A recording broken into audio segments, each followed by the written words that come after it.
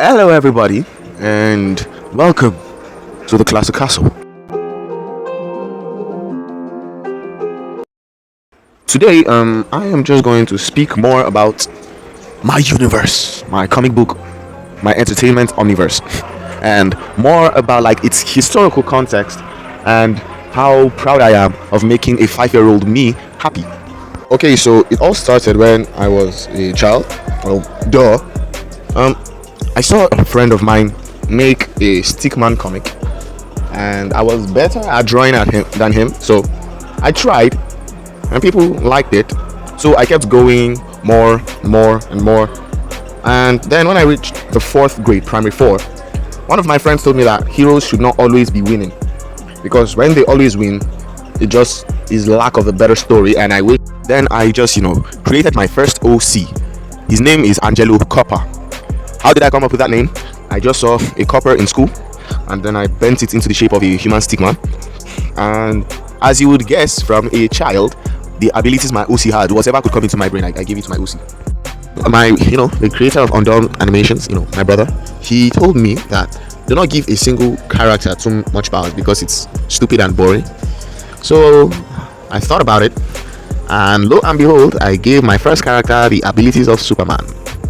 Yes, except that he shoots lightning out of his eyeballs. Y'all should forgive me. And even worse than the character itself was the design. It was disgusting.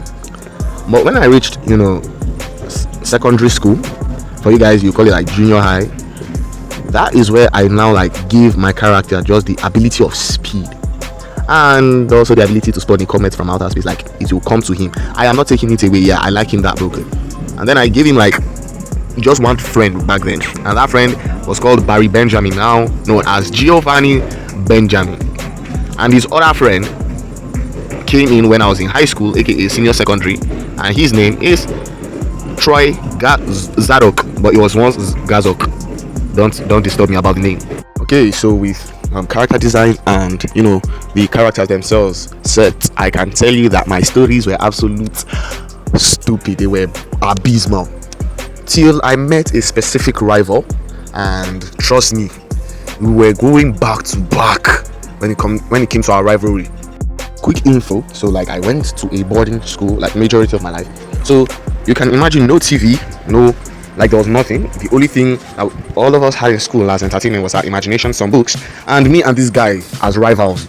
So he will drop a very good comic with my story. I'll try my best. I'll do the story. Then he'll now come out. I'll do me, and I'll do him. We were just peak. Then came a ban on comics by my school's principal, and I can't say I was happy. The guy wasn't either, because we were really enjoying our rivalry.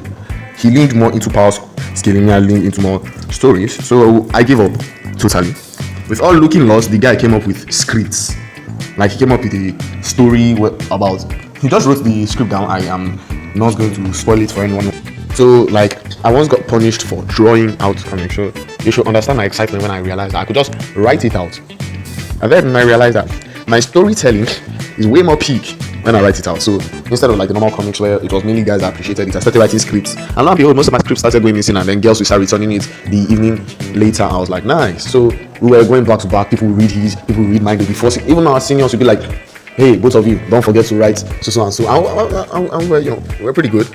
Okay, so the thing was, he had to stop. He stopped comics because music is more of his passion, and me, who loved storytelling, I kept it up, and people enjoyed. I kept writing. I wrote one called The Final Year. It's not mainly high school. I wrote one, The Soon Supreme, that will come out. All these I still have in my memory. They went missing though, but I'll still write them out. It was just nice, but after leaving, after graduation, I gave up totally, because I did not have any way to make it digital for people to be able to see.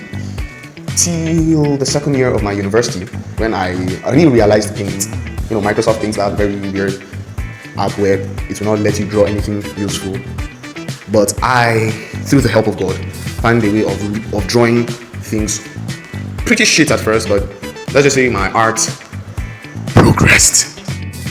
Okay, so my first attempt at a comic, not my first comic, my first attempt at a comic left me proud at first. Then I noticed how horrible it was a day later, so I gave up. And then my first comic was for a friend, my best friend, he's my bro.